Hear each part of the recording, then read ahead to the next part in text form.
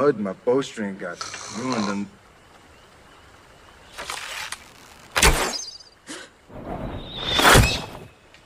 You were sleeping.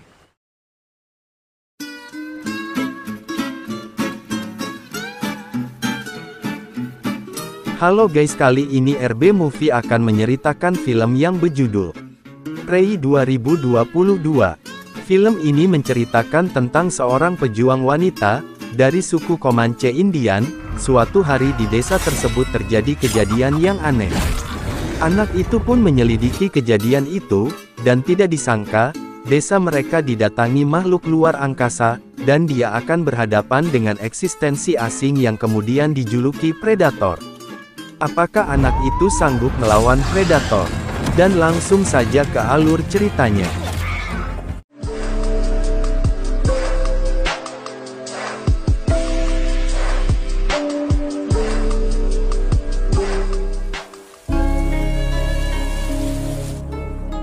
Berlatar di tahun 1719, seorang gadis dari suku Mantiri bernama Naru, dia terlihat sedang berlatih dengan kapak pemberian mendiang ayahnya.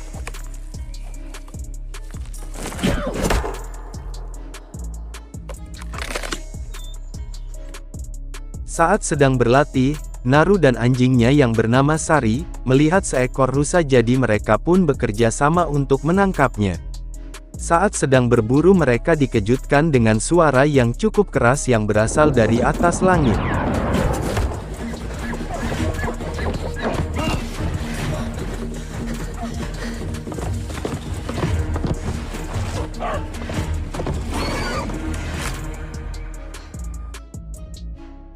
Mereka melihat awan menggumpal dan sedikit cahaya yang muncul di antaranya. Naru pun menganggap hal itu adalah pertanda bahwa dia sudah siap menjadi seorang pemburu. Padahal benda bersinar itu sebenarnya adalah sebuah pesawat luar angkasa, yang baru saja menurunkan seorang predator. Naru diketahui sebagai gadis yang dilatih untuk menjadi tabib seperti ibunya. Jadi tak heran jika ia sangat ahli dalam hal obat-obatan herbal. Tapi akhir-akhir ini Naru malah ingin menjadi seorang pemburu seperti mendiang ayah dan juga kakaknya yang bernama Tabe. Hal itu membuat Tabe cukup khawatir karena dunia perburuan sangatlah berbahaya. You were sleeping. Is that for war chief Spatney? Saat menjelang malam, Naru diminta untuk mencari tanaman obat oleh ibunya. Setelah mengambil beberapa tanaman obat, Naru melihat Tabe dan beberapa lelaki seperti terburu-buru mengejar sesuatu. Ternyata salah satu pemburu bernama Puhi diketahui sedang terluka karena diserang oleh seekor singa. Jadi mereka saat ini sedang bergegas untuk pergi mencarinya. Mengetahui hal itu, Naru memaksa Tabe agar diizinkan untuk ikut dalam perburuan kali ini. Kemudian berangkatlah mereka semua mencari Puhi dengan bantuan Sari sebagai penunjuk arah. Berkat bantuan Sari mereka pun berhasil menemukan Puhi, yang sedang dalam keadaan sekarat. Mereka pun langsung menyiapkan tandu untuk membawa Puhi. Sementara Naru bertugas untuk mengobatinya.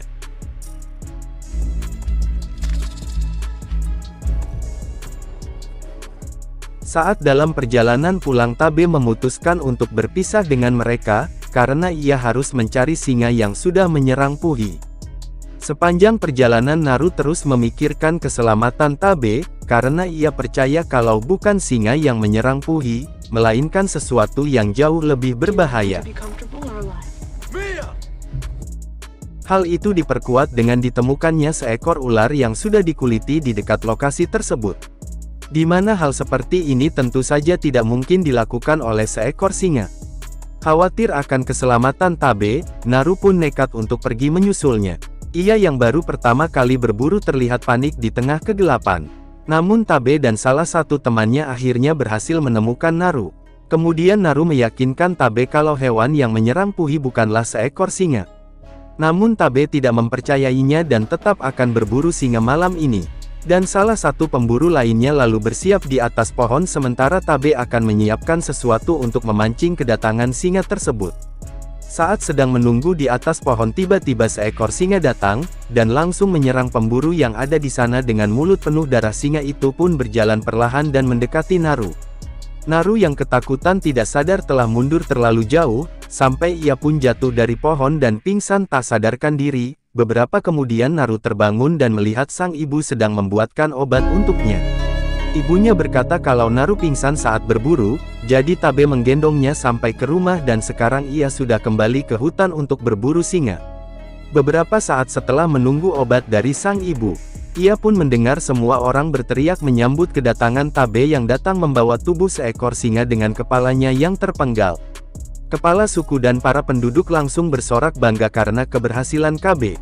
Naru yang masih belum yakin, memutuskan untuk pergi berburu.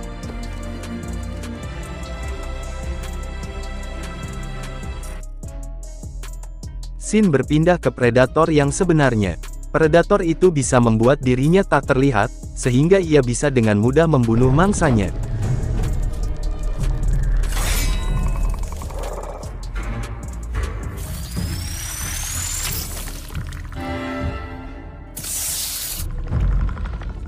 Kepala serigala itu kemudian dipanaskan dan disimpan sebagai souvenir.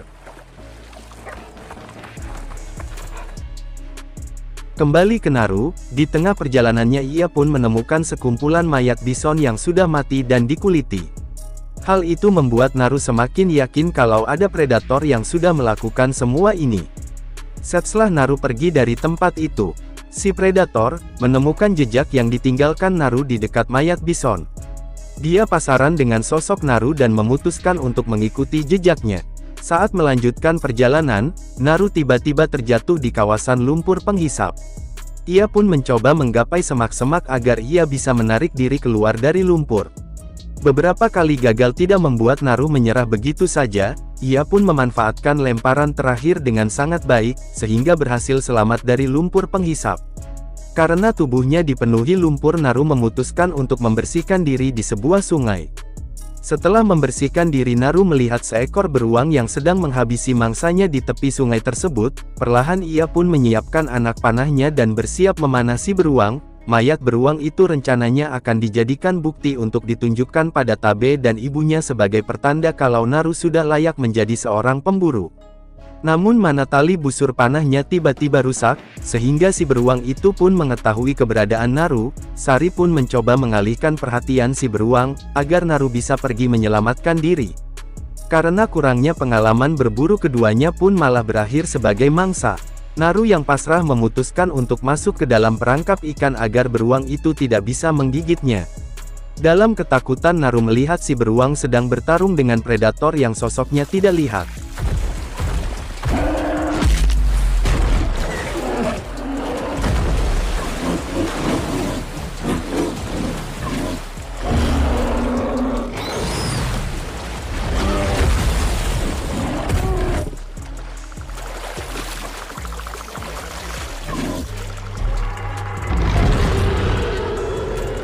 Ia baru bisa melihat tubuh si predator saat si beruang telah dibunuh dan darahnya mengalir menutupi tubuh si predator. Naru yang menyaksikan hal itu lantas kabur menyusuri sungai dengan mengikuti arusnya. Setelah itu Naru pun melanjutkan perjalanan sambil memikirkan bagaimana caranya membunuh si predator. Di tengah perjalanan itu dia pun bertemu dengan beberapa pemburu suku Komansi yang dikirim untuk mencarinya. Naru kemudian menjelaskan kepada mereka tentang si predator. Namun para pemburu lagi-lagi tidak mempercayainya. Karena Naru terus memaksa untuk pergi, para pemburu pun terpaksa menggunakan cara kekerasan untuk membawanya pulang. Tak disangka semua itu ternyata disaksikan langsung oleh si predator. Para pemburu memutuskan untuk beristirahat sambil menunggu salah satu dari mereka yang ingin buang air besar. Mereka pun mendengar suara dari arah semak-semak. Naru pun peringatkan mereka kalau itu si predator. Namun saat pemburu memanah ke arah semak-semak ternyata hanyalah seekor kelinci. Dengan tertawa mengejek, dari mereka pun mengambil kelinci itu dan tunjukkan ia kepada Naru. Namun tak lama kemudian 3 laser merah tiba-tiba terlihat di tubuh pemburu. Dan itu pertanda datangnya serangan dari predator berupa 3 anak panah yang langsung menancap di tubuh pemburu tersebut.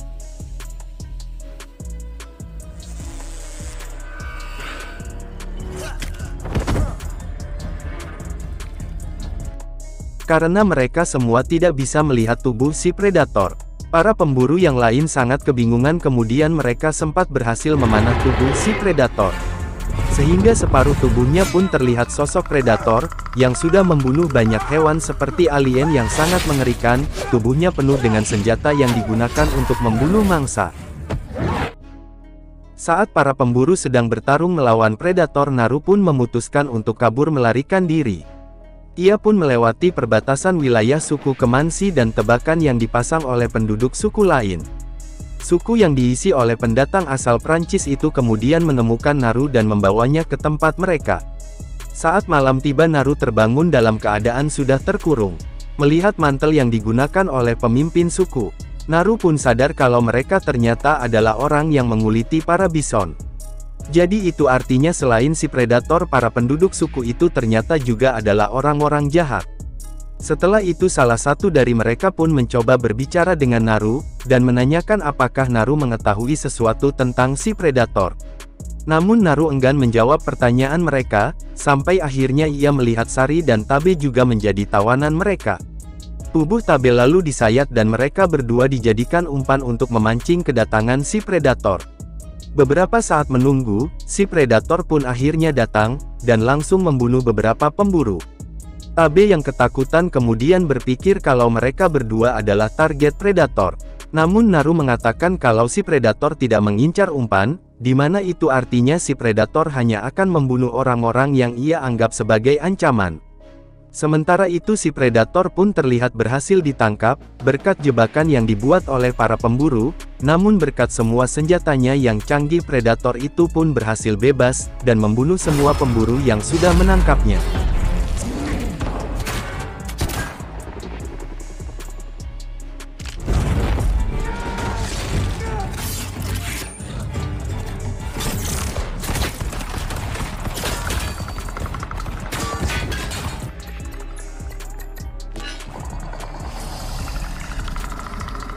Selagi mereka bertarung, Naru dan Tabe juga berhasil bebas dari ikatan mereka.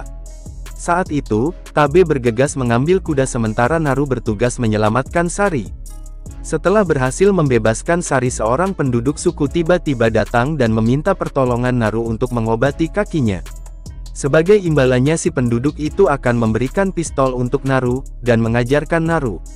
Setelah mengobati si penduduk, predator itu pun tiba-tiba bergerak mendekati tempat itu, jadi Naru terpaksa bersembunyi meninggalkan si penduduk tersebut. Orang itu kemudian menyelamatkan diri dengan berpura-pura mati, dan itu ternyata berhasil membuat predator tidak bisa mendeteksinya. Sayangnya ia langsung ketahuan dan dibunuh, karena ia berteriak saat si predator menginjak kakinya. Tak lama kemudian Sari pun datang sambil menggonggong sehingga si predator pun langsung menargetkannya. Beruntung Tabe tiba di saat yang tepat dan berhasil menggagalkan serangan dari si predator. Alhasil pertarungan antara Tabe melawan si predator pun akhirnya terjadi. Setelah berhasil melukai si predator berkali-kali, si predator tiba-tiba menghilang membuat Tabe dan Naru merasa kebingungan. Karena sudah tak bisa melarikan diri, jadi Tabe pun meminta Naru untuk meninggalkannya. Dan benar saja, cakar si predator tiba-tiba menancap di tubuh Tabe, dan muncullah sosok si predator di belakangnya. Tabe yang masih hidup berusaha menahan si predator, dan memberikan waktu untuk adiknya agar bisa menyelamatkan diri. Kematian Tabe tentu saja membuat Naru sangat sedih dan juga terpukul. Terlebih semua ini terjadi karena egonya, yang sangat ingin menjadi seorang pemburu. Namun semua perjuangan Tabe akan ia manfaatkan sebaik mungkin agar bisa membunuh si predator. Pada malam harinya Naru sengaja memancing kedatangan predator, agar ia bisa mengambil bagian dari tubuh predator tersebut. Salah satu bagian dari kepalanya kemudian Naru gunakan untuk memancing si predator, mendekati lumpur penghisap agar nantinya ia terjebak di sana. Berkat kerjasamanya bersama Sari, mereka pun berhasil menenggelamkan si predator dan membunuhnya dengan pantulan senjatanya sendiri.